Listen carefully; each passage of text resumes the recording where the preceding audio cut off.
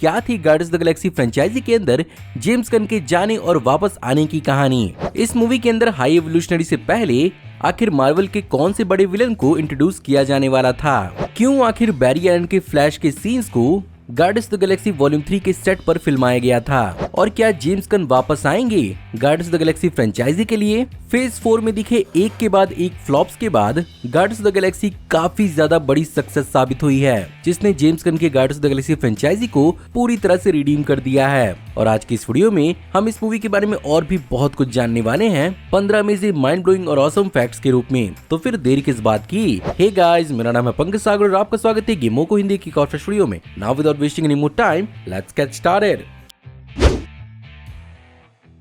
बात की जाए अगर गार्डियंस ऑफ द गैलेक्सी के डेवलपमेंट की प्लान की, तो इसका छोटा मोटा आइडिया तो 2014 में ही जेम्स गन ने पहली guardians of the Galaxy movie के साथ ही लगा लिया था। लेकिन guardians of the Galaxy volume 2 के रिलीज होने के बाद एवेंजर्स इन्फिनिटी वॉर और एवेंजर्स एंड गेम के इवेंट्स ने इन कैरेक्टर्स और उनकी कहानियों को और भी ज्यादा शेप किया। वहीं पर दूसरी तरफ रियल लाइफ में 2018 में जेम्स गन का भी करियर मार्वल सिनेमैटिक यूनिवर्स एक अलग तरीके से शेप हो गया, जब उनके कुछ पुराने ऑफेंसिव ट्वीट्स एक्चुअली रीसर्फेस करने लगे। और बावजूद जेम्स गन के इस दावे की कि वो अब बदल चुके हैं और वो एक डिफरेंट इंसान है, मार्वल की पेरेंट कंपनी डिज्नी ने उन्हें पहली फुर्सत में निकाला और Guardians of the Galaxy volume 3 का प्रोडक्शन लटका दिया। Of course Guardians of the Galaxy franchise की कास्ट और उनके कॉलीग्स और साथियों ने इस चीज को ठीक से नहीं लिया, बट क्या किया जा सकता था, गाड़ी छूट चुकी थी। और इसी बात का बहुत ही अच्छा फायदा उठाया वार्नर ब्रोस ने, जहां पर उन्होंने अपनी द सुसाइड स्क्वाड मूवी को बनाने के लिए उन्हें हायर कर लिया।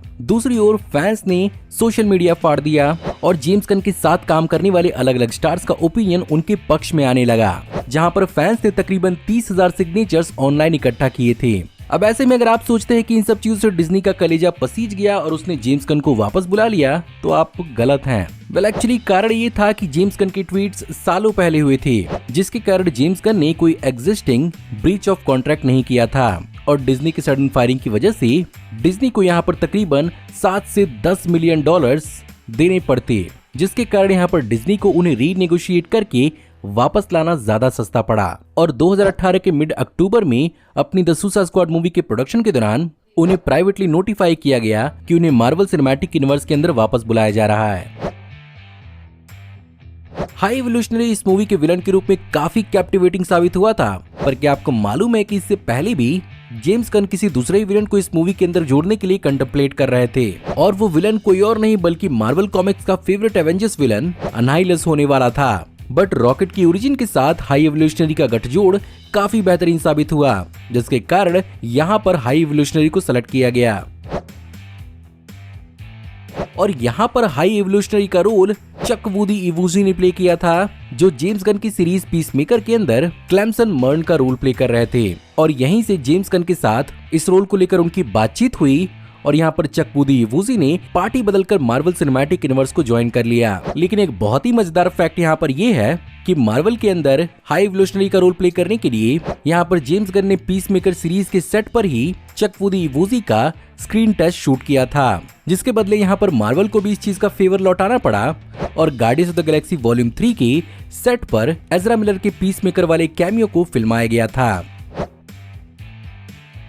फाइनली इस मूवी के अंदर हमें एडम वॉरलॉक देखने को मिला, जिसे guardians of the Galaxy volume 2 के पोस्ट क्रेडिट सीन के अंदर टीज किया गया था, जिसे नार्निया 3 के अंदर नक्चड़ी यूस्टस का रोल प्ले करने वाले विल पॉर्टर ने प्ले किया था, जो एक्चुअली मुझे पर्सनली इस मूवी के अंदर बहुत अनोइंग लगा था। एनीवे, वॉल्यूम 3 के अंदर विल पॉर्टर से पहले जॉर्ज मैके और रेगे जीन पेज को भी एडम वॉरलॉक के लिए कंसीडर किया जा रहा था। एनीवे, विल पॉर्टर ने इस रोल का ऑडिशन जेम्स गन को जूम पर दिया था और एक्चुअली यहाँ पर मार्वल ने उन्हें नहीं बताया था कि वो कौन सा रोल प्ले कर रहे हैं, और उन्हें छोटे मोटे हिंट्स और रेफरेंसेस ही मार्वल के द्वारा दिए जाते थे।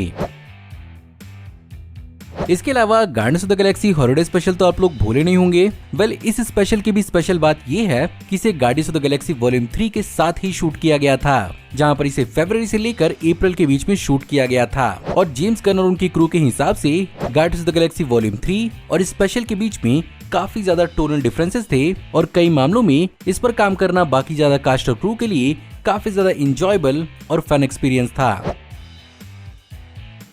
और जब बात हॉलिडे स्पेशल की चली है तो स्पेशल से जुड़े हुए कुछ डिटेल्स भी इस मूवी के अंदर कैरी फॉरवर्ड किए गए थे। जिसमें सबसे पहले जैसा कि मेंटिस ड्रैक्स के सारे जाग नट्स को खा जाती है, यही रीजन है कि इस मूवी के अंदर ड्रैक्स अपने जाग नट्स को मेंटिस के साथ शेयर नहीं करता है। वहीं पर दूसरी ओर जैसा कि नेबुला ने हॉलिडे स्पेशल के अंत में रॉकेट को बकी का आम ला कर दिया था, जेम्स गन ने इस बात को कंफर्म किया है कि इस मूवी के अंदर नेबुला के हाईटेक हाथ के लिए रॉकेट ही जिम्मेदार था और उसने as a thank you gesture उसके हाथ को अपग्रेड किया था। अब इस मूवी ने कोई बहुत ही बड़ा झंडा गाड़ा हो या ना गाड़ा हो, बट इस मूवी को हमेशा जाना जाएगा मार्वल सिनेमैटिक यूनिवर्स के अंदर पहली बार एफ वर्ड इस्तेमाल करने के लिए, जिसे इस मूवी के अंदर पीटर क्विल बहुत ही सटल तरीके से बोलता है और सरप्राइजिंगली एक इम्प्रोवाइजेशन थी जिसका आइडिया खुद जेम्स गन ने क्रिस प्रैट को दिया था। और ये बात बहुत ही ज्यादा सरप्राइजिंग है कि यहाँ पर मार्वल स्टूडियोज ने इस चीज को अलाउ कर दिया।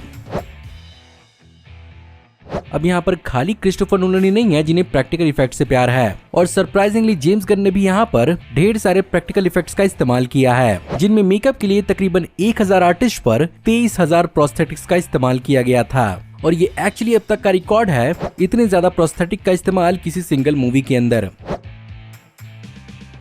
प्रैक्टिकल इफेक्ट की कहानी यहीं पर खत्म नहीं होती। इनिशियली चीजों को प्रैक्टिकली फिल्माने के लिए यहाँ पर जेम्स गन ने इंडस्ट्रियल लाइट एंड मैजिक के स्टेज क्राफ्ट टेक्नोलॉजी को अप्रोच किया था, जिसका इस्तेमाल मैंडलोरियन सीरीज के अंदर भी किया गया था। बट एक्चुअली इस मूवी के कई सारे सेट्स इस प्रोजेक्टर के लिए काफी ज्यादा बड़े थे, including guardians of the Galaxy के बोई शिप का सेट जो 4 स्टोरी ऊंचा था।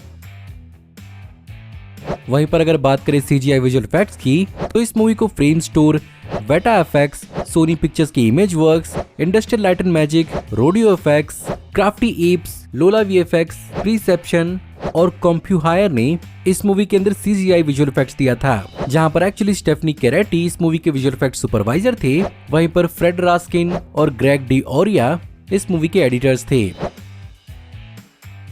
फाइनली अगर बात किया जाए इस मूवी की फिल्मिंग की, तो इस मूवी की प्रिंसिपल फोटोग्राफी एक्चुअली नवंबर 8, 2021 में शुरू हुई, जहां पर ऑफ कोर्स ये इनिशियली फरवरी 2019 में शुरू होने वाली थी, लेकिन जब जेम्स गन को निकाल दिया गया तब फाइनली उनके लौटने के बाद नवंबर 8, 2021 को इस मूवी की फिल्मिंग शुरू हुई, जहां पर इस मूवी को अमेरिका के एटलांटा जॉर्जिया के ट्रिलिथ स्टूडियोज के अंदर फिल्म किया गया था। Guardians of the Galaxy movies के अंदर म्यूजिक भी एक बहुत बड़ा हाईलाइट होता है, end of course awesome mix volume 1 और वॉल्यूम 2 के बाद वॉल्यूम 3 की बारी थी, जिसके कारण यहाँ पर जेम्स गन ने अपेरेंटली 181 सॉन्ग्स को पोटेंशियली इस मूवी के लिए चुना था, बट ऑफ कोर्स उनमें से कुछ ही गानों को इस मूवी के लिए सिलेक्ट किया गया।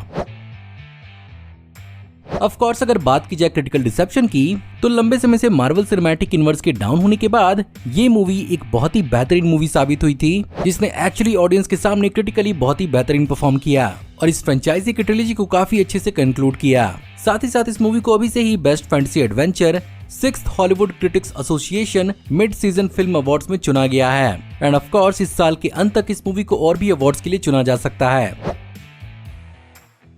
बात करें अगर इस मूवी की कमाई की, तो ये इजीली 2023 के सबसे सक्सेसफुल मूवीज में से एक बन चुकी है, जहां पर $250 मिलियन के बजट के साथ इस मूवी ने टोटल $845 मिलियन कमाए थे, जहां पर इस मूवी ने अपने पहले ही दिन में $48 मिलियन, वहीं पर अपने domestic opening box office weekend के अंदर इसने $110 मिलियन कमाए थे। अब यहाँ पर सबसे बड़ा सवाल कि क्या जेम्स गन चौथी guardians of the Galaxy movie के लिए वापस आएंगे? वेल यहाँ पर उन्होंने थर्ड मूवी को एक्चुअली इस फ्रेंचाइजी की एक कंक्लूसिव मूवी की तरह बनाया था, और उन्होंने एक्चुअली इस बात को क्लैरिफाई किया है कि वो इस फ्रेंचाइजी की आगे की मूवी तो नहीं बनाएंगे, बट हाँ वो इससे जुड़े हुए कैरेक्टर्स पर स्पेसिफिक मूवी बना सकते हैं, जहाँ पर इनिशियली ड्रैक्स और मेंटिस का आइडिया उन्होंने सजेस्ट किया था। साथ ही साथ कुछ रिपोर्ट्स ने ये भी दावा किया था कि उन्होंने ग्रूट और रॉकेट रकून की भी एक मूवी पर चर्चा की है, बट फिलहाल जैसा कि मार्वल सिनेमैटिक यूनिवर्स का हाल है, कुछ भी अभी पूरी तरह से पक्का नहीं है। वहीं पर अगर बात करें क्रिस प्रैट की पीटर क्विल यानी स्टार लॉर्ड की, तो मूवी के अंत में तो इस बात को ऑलरेडी सजेस्ट कर दिया गया है कि legendary star Lord would return, but कब और कहां अभी इस बात की कंफर्मेशन नहीं है। होपफुली जेम्स गन वापस किसी न किसी प्रोजेक्ट के लिए मार्वल सिनेमैटिक यूनिवर्स में जरूर आए। सो गाइज ये थे आपके 15 अमेजिंग माइंड ब्लोइंग और awesome the guardians of the Galaxy volume 3 facts. अगर आपको आज की वीडियो पसंद आई हो तो प्लीज वीडियो को लाइक जरूर करिएगा, और साथ ही साथ हमें कमेंट्स में जरूर बताइएगा कि आपको इस मूवी के बारे में और क्या क्या मालूम है। अगर आप इस चैनल पर नए हैं तो इस चैनल को अभी कभी सब्सक्राइब कर लीजिए, क्योंकि हम ऐसे ही ऑसम वीडियोस इस चैनल पर लाते रहते हैं। मैं आपको जल्दी ही एक नई वीडियो में देखने को मिलूंगा, तब तक के लिए आप हमारी इन वीडियोस को एंजॉय कर सकते हैं। Thank you for watching, see you in the next video, till then take care, good bye.